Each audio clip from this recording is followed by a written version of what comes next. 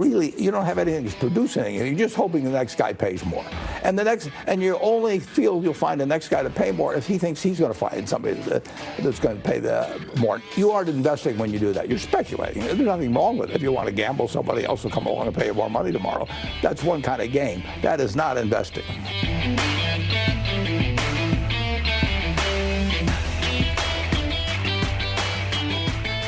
Hey, welcome back. It's a Money Monday edition of Liquid Lunch on Newsmax TV. I'm John Tobacco. Just a quarter past the top of the hour. I was just about to introduce Richard Roth, but he came in my one shot because he's such a hog. But market, Dow Jones just about even. Stay calm this week. And Bitcoin down 300 at 10,200.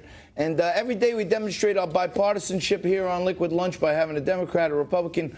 I throw out the topics, sit back and have some tequila, and let them duke it out where all voices are heard. And joining us today to mix it up again, we have Richard Roth, who already introduced himself. He's a prominent New York City attorney and frequent contributor to Liquid Lunch. And Robert Hornak, the Republican strategist. Guys, welcome back. I think you guys were here together last time. Yes, so the brain trust of the organization must have thought you did good together. So they teamed you up again. And we have all this Trump versus the squad stuff going on with the foursome, and I call them the JV squad.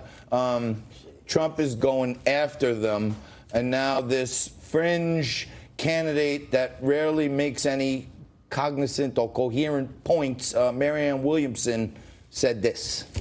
It's not just tweets that are a problem. It's not just his words that are a problem. It is the entire tenor of his administration and too many of the policies that we have seen, and they are very disturbing. They are very disturbing for the very reason that I said. This is what fascist dictators do. This is what fascist dictators say. Robert? That is the most ridiculous thing I think I've ever heard in my life. Fascist dictators don't promote democracy. They don't promote the rule of law. Fascist dictators are opposed to the rule of law so that they can run with their countries with an iron fist. What Trump wants is for us to follow the letter of the law, and he wants to expose these women. You call them the JV team, I call them the Jihad Squad, because they hate America. Rich, they hate everything we stand for. You're shaking your head. You hate my pen. You hate the topic. Talk to me. Give us the Democratic Here's response. the deal. It's not, you have people on Fox saying that, in fact, they're all communists and they hate America, and you have Trump. Trump's whole modus operandi, which actually works at times, is that if you don't agree with me, you're wrong. You're off the reservation. Go home is the worst thing you can say. That brings on era of the Civil War. If you're black, go home. If you're a minority, go home. Go back where you came from. You don't say that as a politician, let alone President of the United States. It is a no-no, and the Republicans are even feel embarrassed. You don't say go back where you came from. And if they don't agree with him, so what? Isn't that what this is about? But if you say go back where you came from, that means you're a racist?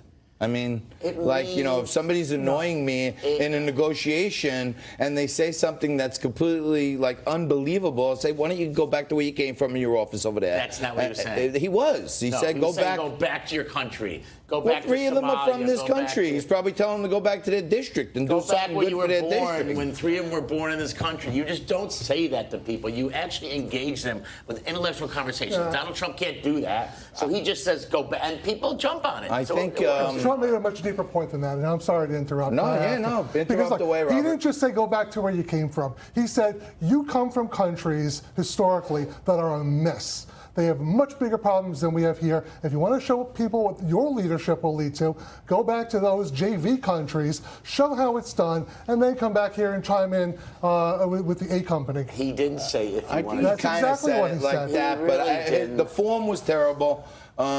We agree the form was terrible? The form was terrible. Nobody will ever accuse Trump of being a linguist. When a Republican, a Democrat, and an independent all agree, I ring the bell. So some people are saying the form could get him in big trouble. He put out this tweet, and people are getting more annoyed with saying, hey, I don't like his tweets, but I like this. And here's what Anthony Scaramucci actually weighed on this, and his wife Deirdre Scaramucci is going to be joining us tomorrow. We're going to be talking to her. But take a look what the mooch had to say. What keeps going down this path? A Republican will primary him. Rich, you think he said a Republican will primary him? He thinks if he keeps hitting with the tweets and stuff, it's going to enliven enough of the base that someone will go up against him? I don't think so. I think a Republican will come. I think Mark Sanford is rumoring right now to go against him. But I think that he's no longer in South America with his side piece. Not he's in back. Argentina Oh, anymore. okay. He's back. But, but I don't think a Republican will primary him. Unfortunately, it would be nice if he doesn't win the primaries. But he does have people like the harsh statements he makes. People like the go back where you came from, as racist as I think it is. Does that mean that all of America is racist because you like the guy, even if you don't like his tweet style? They're not all racist, but they like his, if you will. If you don't agree with me, then, you know, Rob, I would say a word, but it's a four-letter word, you, okay? And that's what they like. They like his lack of agenda, lack of any kind of discipline, lack of control, his craziness. I think they like his leadership, lack of agenda. He said, "I'm going to cut taxes, I'm going to create jobs, I'm going to bring back manufacturing, I'm going to get growth to 3%." Voila! Inside of 2 years, he's done all those things. So that sounds like an agenda. Look, this is why the Tea Party. This is why the Tea Party sprang up in the first place, because Republicans all over this country, at the grassroots level, felt incredibly let down by our leadership in Washington. They'd say they were going to do X, and they'd do Y. The minute they got criticized, the minute somebody from the other side came out and said, "Hey, you're a racist," oh no, not me. I'm sorry. Did I say anything to offend you? No, I take it back. I take it all back. And we never got anywhere. The bottom line is now we got a guy that actually stands up for Republican values, and Republicans love it. We are walking into a primary, and you're going to have the Republicans calling them communists, and you're going to have the Democrats calling, saying the opposite. It's all pre-election. Every word out of their mouth, every candidate. Socialism versus capitalism.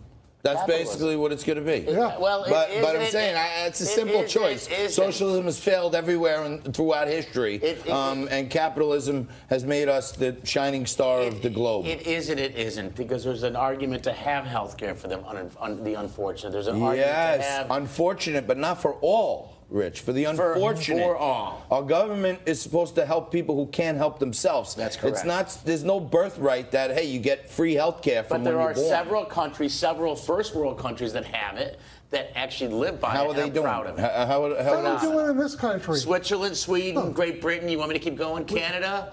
They're doing great. You know what? We've spent trillions of dollars since LBJ's Great Society that was supposed to be the great social safety net to help everybody rise up. How are we doing since then in this country? How is it working out? How many people have we gotten? How far down have the numbers gone to get people out of poverty? Fine. When you have every Democratic candidate in the debate raise their hand and say they want to give free health care to all, including illegal immigrants, then we're getting a little crazy. Everyone raise their hand. Does your plan include illegal immigrants? Every single candidate raised their hand. Yes, I want to give illegal immigrants health care. Yes, me. If somebody has a serious health problem, the country is there to assist them. Even illegal immigrants. Illegal immigrants is another whole issue. If there's a warrant, every single Democratic candidate raised their hand. But if there's a warrant to extradite them, then possibly not. But if they're here and the Dreamers and the DACA, then the answer is yes. All right. So 1 minute left. Just quick. There's a story out about this guy who killed a mob boss in Staten Island, New York, and his attorney is now alleging that he was making a citizen's arrest because this mob boss was actually working with the deep state, and it got physical, and his gun went off, and he shot him. Rich? Love it. You love it. It's a nice defense. I don't know how far it's going to go. You like the defense? But the defense is sort of crazy. I mean, Trump made me do it. Trump made me do it. That's wow. Everybody's going to come up with this. And you know, as much as I'm not a big Donald Trump fan, I think that defense is not going to hold much. It shows the power of today's media and social media in particular, and it explains why 30% of the country wants to get rid of Trump. I don't know if it has much to do with social media. I think it's sort of silly but clever lawyering is what I would put it on, but it's just not really much. Well, look, you're a superstar lawyer, so you probably heard every defense in the book, and sometimes they're a little cockamamie, but you got to start somewhere. It's like a negotiation with the prosecutors, right? Like here's what happened, and apparently they're going to say that he was egged on by QAnon and all this other stuff.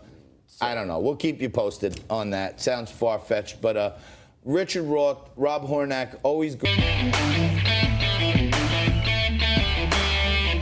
guests, always great together, guys. Thank you for giving both points of view. Thank you. Thank you for being here. Stay right there. Watch these commercials. Liquid Lunch back after this.